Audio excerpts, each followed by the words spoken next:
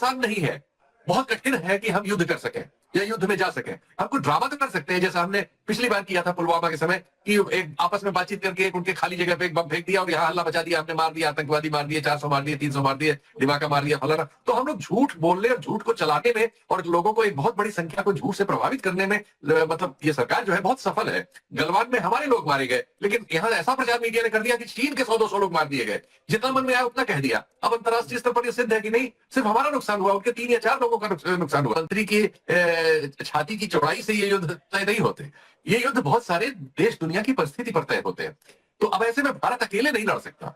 भारत को लड़ने के लिए ऐसे एक आध देश हो सकते हैं जैसे इजराइल है, जिनकी अंतर्राष्ट्रीय स्थिति वैसी संदिग्ध है, वो अमेरिका पर निर्भर है, वो इसलिए वहां सर्वाइव कर रहे हैं कि उनके पीछे अमेरिका है। अगर अमेरिका आज इजराइल से हाथ खींच ले तो उनके लिए बहुत मुश्किलें हो जाएगी। ये इतना बड़ा उन्होंने बम फेंक दिया है कि इस पे बहस शुरू हो गई। और चूंकि इनके ज्यादातर समर्थक सवर्ण जातियों के हैं, वो जाति जनगणना से भी उतने नाराज है। वो इसके पहले इसकी भारी आलोचना करते रहे हैं, खुद मोदी जी इसकी आलोचना करते रहे हैं। उनके मंत्रिमंडल के अनेक सदस्यों के वीडियो आजकल सोशल मीडिया पे तैर रहे हैं जो इसकी आलोचना से भरे हुए हैं। और ऐसे में उन्होंने ये फैसला ले लिया है। तो लेकिन इस तरह की परिस्थिति को परसेप्शन के लेवल पर मैनेज करने में मोदी जी अनेक बार सफल हुए हैं और इस बार असफल होंगे ऐसा मुझे नहीं लगता। मीडिया ने रंग बदल ही लिया है। कल से आप देख रहे हैं हमारे मीडिया का गाना एकदम बदल गया है। वो जाति जनगणना पे बहस कर रहा है। वो सारे एंकर जो जाति जनगणना को तमाम तरह से गलत बताते थे, अब उसको सही बताने में लग जाएंगे। फिर सोशल मीडिया पे पूरी एक टीम लग जाएगी उसके सही गलत बताने में। लेकिन अल्टीमेटली उसका पर्पस सिर्फ एक होगा कि इस बात से ध्यान हटाया जाए जो बात आसान नहीं है, बहुत कठिन है कि हम युद्ध कर सकें या युद्ध में जा सके। हम कुछ ड्रामा तो कर सकते हैं, जैसा हमने पिछली बार किया था पुलवामा के समय कि एक आपस में बातचीत करके एक उनके खाली जगह पे एक बम फेंक दिया और यहाँ हल्ला बचा दिया, हमने मार दिया, आतंकवादी मार दिए, 400 मार दिए, 300 मार दिए। बहुत मुश्किल है। दोनों न्यूक्लियर देश हैं, दोनों के पास परमाणु हथियार है। ये कोई ऐसी बच्चों की बात है क्या? ये मूर्ख इस तरह की बात कर सकते हैं। और अब दुर्भाग्य से हमारे देश में इसकी बहुत बड़ी तादाद है। वो बच्चों की तरह सोचते हैं जैसे मोहल्ले की लड़ाई है। वैसा नहीं है भाई, ये संभव ही नहीं है। कोई वो बकरी का बच्चा है क्या आप ऐसे कर लेंगे, पीओके ले लेंगे? दुर्भाग्य हमारे नेता इतने बेशरम और झूठे हैं कि उन्होंने पूरी जनता को झूठ पहना दिया है। रोज पीओके ले रहे हैं, तमाम बाबा भी पीओके लेते रहते हैं। कुछ ऐसे संगठन है जो फलाना जाति के या धर्म के या उसके बने हुए हैं और छोटा सा एक डंडा लेके या कोई तलवार लेके और उससे ले रहे हैं। ऐसे कोई ले सकता है? 1 इंच नहीं ले सकते हो यार। झूठ बोलते हो, जमाना हो गया। उल्लू बना रहे हो लोगों को, मूर्ख बना रहे हो, मरवाते हो लोगों को, शर्म नहीं आती। और युद्ध पैदा करके राजनीति सिर्फ करते हो, कुछ नहीं कर सकते, हमें मालूम है। लेकिन ठीक है, तुम्हारे पास इस समय झूठ बोलने के लिए मीडिया है। करोड़ों लोगों को तुमने सोशल मीडिया में एंगेज कर रखा है, बहुत से लोगों को पैसा देते हो झूठ बोलने के लिए। सब मिलजुल की तरह झूठ बोल लेते हो कि इस देश की गरीब जनता, एक गरीब जनता, परेशान जनता को परसेप्शन उसका बदल लो भाई। आज नहीं तो कल कभी न कभी सच सामने आएगा।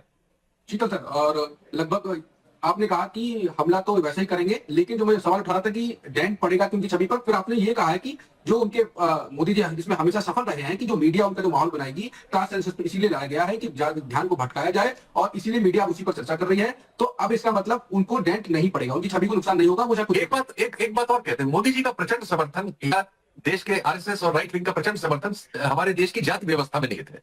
हमारी जाति व्यवस्था में चूंकि साधनों पर सवर्ण जातियों का कब्जा है और जुडिशरी, मीडिया, ब्यूरोक्रेसी, पॉलिटिक्स, सब पे उनका कब्जा है, तो वातावरण पर भी उनका कब्जा है।